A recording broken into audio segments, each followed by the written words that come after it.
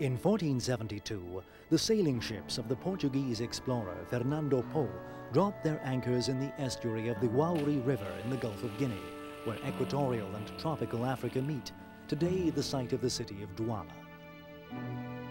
The dark waters of the river teem with brightly colored crustaceans, inspiring the name to the navigator Po, Rio dos Camaraos, River of Shrimps.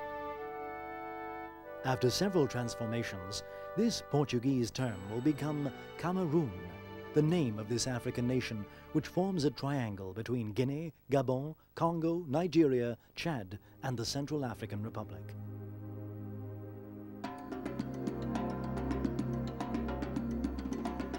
Cameroon has one of the most varied landscapes in Africa. Open plains lead to plateaus and mountains, desert zones to vast stretches of impenetrable forest.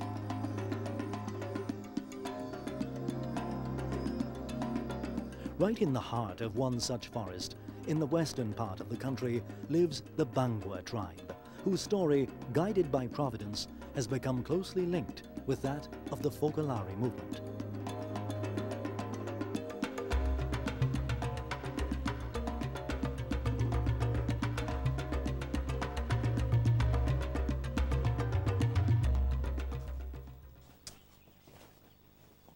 The Bangwa are a people with an ancient civilization, a people who, far from the harmful influence of Western colonization, has been able to conserve the richness of the purest African values: respect for life, hospitality, solidarity, wisdom and kindness that springs from a true spirit of brotherhood. They are a people with a strong sense of community, and this collective dimension is predominant in all levels of their social organization. Each of the tribe's villages is governed by a chief, the head of the village, who, together with the other chiefs, collaborates with the Fon, or king, in governing the whole tribe. The organization of the fundamental nucleus of the Bangwa tribe, the family, encourages collaboration among its members. Everyone, from the eldest to the youngest, has their own place and responsibilities in managing the life of the family, according to his or her experience and abilities.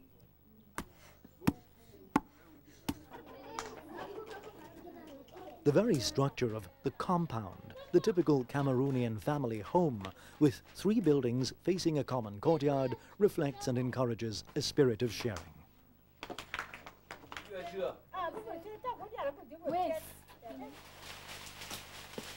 Children growing up in an environment like this are naturally accustomed from a tender age to living as part of a social group. It's striking to see their sense of freedom and joy of living. Is this, therefore, a corner of the world without problems? Until 30 years ago, unfortunately, the serene existence of the Bangwa people was overshadowed by a terrible threat.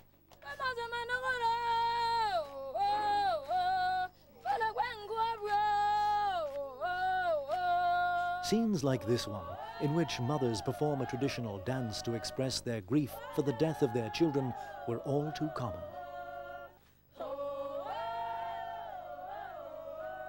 Diseases of all kinds, but above all malaria and sleeping sickness, were decimating the population. The infant mortality rate had reached 90%. The Bangwa people couldn't stand idle in the face of such disaster.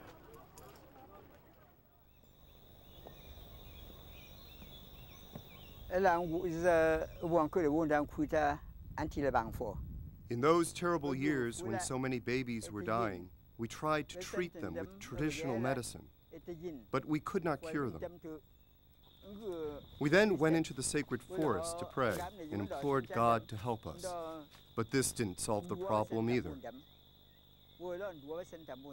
So the Fon, our king, asked the Christians among our tribe to pray to their God for help. The Fon himself went to ask their bishop for help for his dying people. So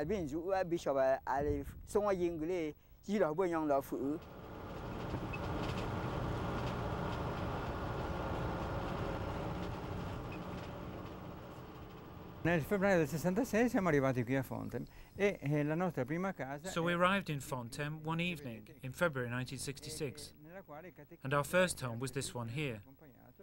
The catechist who lives nearby brought us inside. All I can say is that luckily enough it was dark when we got here, so we couldn't see anything.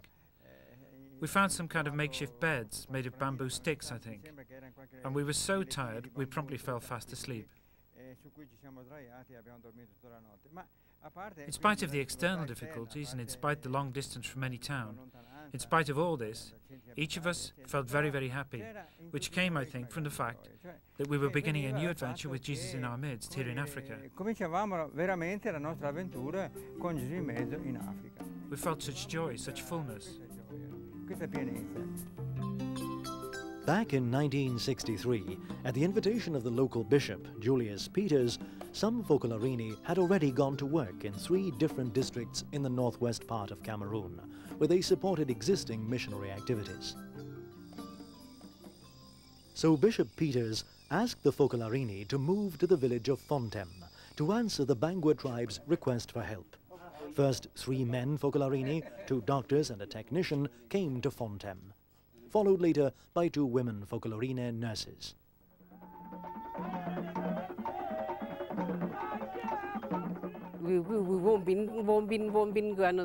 We danced for joy because they had come to help us and save us from disease and death. We danced all night long.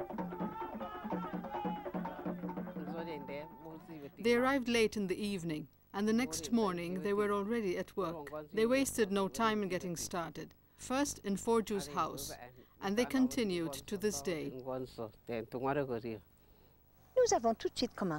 We immediately began to look after the sick, and they kept arriving, day and night. We were so happy. In fact, we'd made a pact together to love one another completely, because what we wanted to give was Jesus present among us. People needing medical attention came in large numbers, and the hut, which served as a dispensary, soon reached its bursting point. The critical health crisis meant there was no time to be lost in the construction of a hospital, but without the means and without the materials, it was an immense challenge. But the people got involved right away. They came with us to cut down trees, they gathered stones, they brought sand from the river, and in just a few months' time we'd already laid the foundations for the first wing of the hospital. CHIARA visited Fontem for the first time, and all the people, led by the Fon and his chiefs, came to meet her and to celebrate her arrival.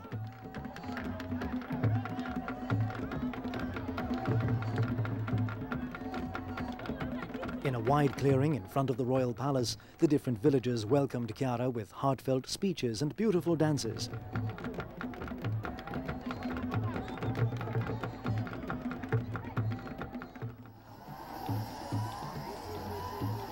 It was truly a special moment. CHIARA sensed a real presence of God, like a sun which embraces all those present and gathers them in unity.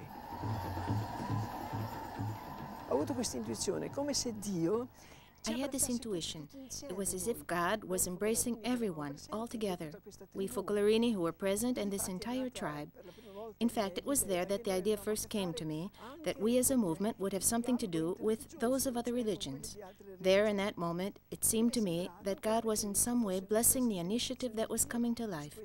And in the meantime, He was blessing the Bangwa people and all of us, together with them. There was a deep meeting of minds with Fon Defang, who, in virtue of his profound union with God, immediately recognized divine intervention in the events of those days. He perceived that God loved them and had responded to his people's call for help through the Focolarini. His wise gaze, almost like that of an Old Testament patriarch, reached far beyond. CHIARA, he loved to repeat, was sent here on earth by God to tell us something that he wants to explain to the world today.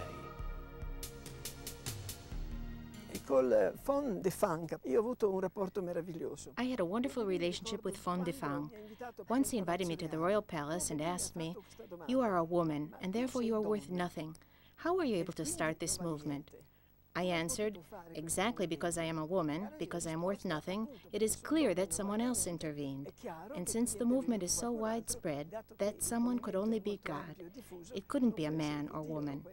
The Fon understood and remained close to us throughout the years. The collaboration between the Bangwa people and the Focolarini, based on this solid foundation of mutual esteem, continues to deepen and grow. Together they're involved not only in solving the pressing health and social problems, but also in a plan to make this corner of Cameroon, immersed in the bush, an oasis of peace and brotherhood. It was during her first visit to Fontem that CHIARA, getting to know this naturally Christian people more closely, became convinced that this was the right place for a little town of Mary, an African Mariapolis. Soon other Focolarini came, teachers, technicians, construction workers. At first, they worked above all to complete the hospital, to be able to meet the urgent medical needs more efficiently. Thanks to this, and to the selfless efforts of the doctors and nurses, there were incredible results. 10,000 people were treated in 1966, 20,000 in 1967, 30,000 in 1968, and the infant mortality rate was drastically reduced. The first Focolarini doctors who came to Fontem found a dramatic situation in that there was an extremely high infant mortality rate. Work was started immediately, focusing on the main culprit, which was the sleeping sickness. 3 strategies were being employed. First, by identifying and isolating the foci of infection. And second of all, by reducing the proliferation of the tsetse fly, which is the vector of this particular illness, by using special fly traps. And third of all, by developing an effective cure. In fact, doctors working in this hospital were able to develop a treatment protocol which is now employed all over the world with minimal side effects. And actually they were able to reduce the infant mortality rate to less than 1%. Today, the hospital is a very efficient structure, capable of meeting the health needs not only of the Bangwa people. Oftentimes, solidarity makes up for transportation difficulties.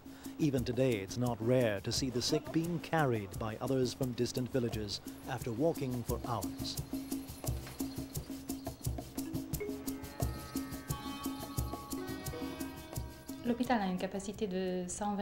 Today, the hospital has a capacity of 120 beds, with a staff of 80.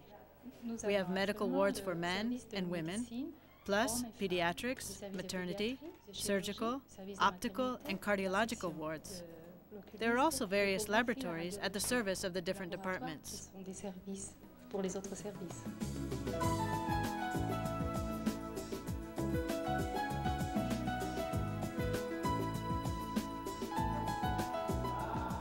Over the years, the hospital has continued to develop, increasing the available number of beds and equipping itself with better and more modern facilities. What's remained unchanged is the relationship with the patients. Just as in the early days of the hut dispensary, the sick person is not considered as a clinical case only, but as a person to be loved. I think that the specific characteristic of this hospital is its global approach towards the patient. And this means not only to focus on the illness itself, but to get interested in the patient, perhaps to get to know their family situation, their home environment, their difficulties. So as well as building a personal relationship with the patient, we health professionals also try to work well as a team, examining the illness and finding the right treatment together.